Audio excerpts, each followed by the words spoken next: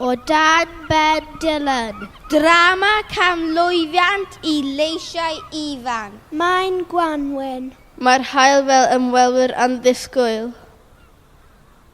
Mae'n Gwanwyn, mae y haul yn disgleirio. Mae'r afon yn bwrw y cefnfor a'r dŵr yn llywyrchu o hyd. Shhh, mae Dylan yn meddwl. Mae'r ysbrydion i'r cockles yn pigo. Mae'n môr yn hyddo a mae coed yn chwythu.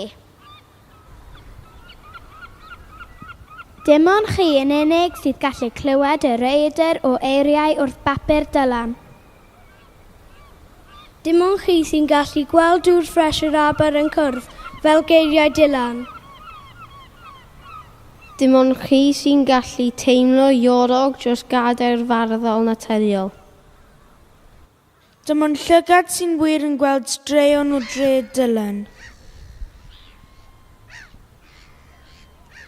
Grandewch, mae Castell Llylacharn yn nawr Castell Dylan. Mae'r gwylanod yn canu ei enw.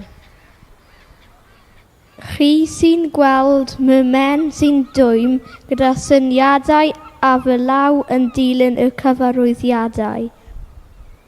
Dim ond chi yn unig sydd yn gallu clywed yr adar yn canu ar ddiwrnod dymunol.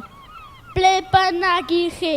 America, Llundain neu Llylachan. Am gan mlynedd eto. Bydd fy ngheiriau o hyd yn dod yn ôl i Gymru.